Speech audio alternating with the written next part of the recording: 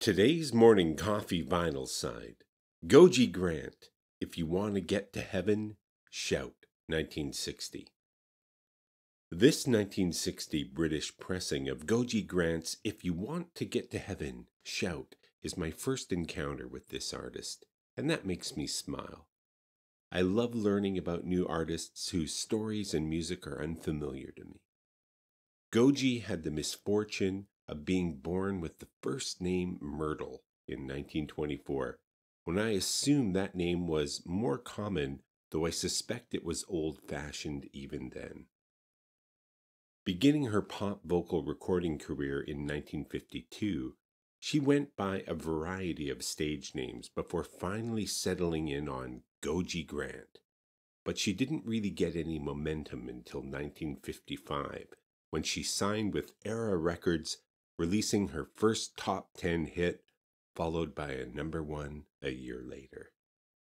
More success would come, including a turn at recording vocals for film, ghosting for actress Ann Blyth in the Helen Morgan biopic, The Helen Morgan Story, something Gogi's voice was well suited for, which led to her being featured on an LP recording of Showboat in 1959, a Broadway show made famous by Morgan when she was still alive.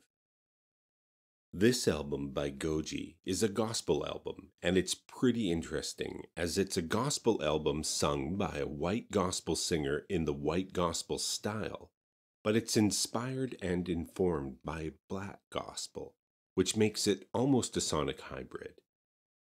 She herself sings as you would imagine a white girl trying to sing black gospel would sound, but without being the musical equivalent to blackface. It's a subtle distinction, but worth noting, as it's obvious that they approach this with sensitivity. But she's supported by a white gospel-style chorus of men and women, and it's this that makes the album problematic for me. Now, of all the musical genres out there, I actually dislike white gospel, and I can trace the origin of my dislike back to childhood. Although I attended Sunday school as a child, alone, my family wasn't religious.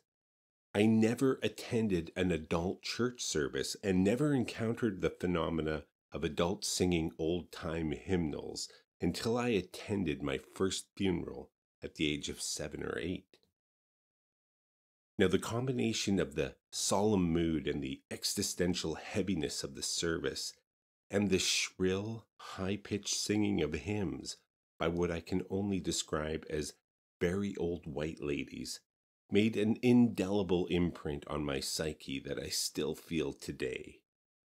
The sound of their voices was soul-piercing and painful, shrill, sharp, melodramatic, and off-pitch. And as a young musician with an acute sense of pitch and tuning, even at that young age, it was like fingernails on a chalkboard to me. It pained me physiologically. And today I recognize this as my one musical prejudice, one that I know I'll never be able to overcome without some form of exposure therapy that I would imagine would look like something out of A Clockwork Orange. Only my version of ultraviolence would be the sounds of old white ladies singing in the highest of high voices, in unison, out of tune, and drowning out my own screams. But I love black gospel. It's one of my favorite musical genres, and I could listen to it all day. Life's funny that way, huh?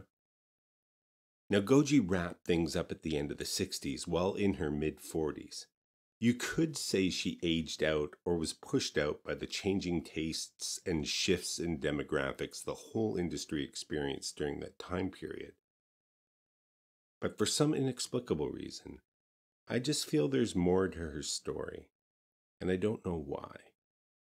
Life's funny that way too.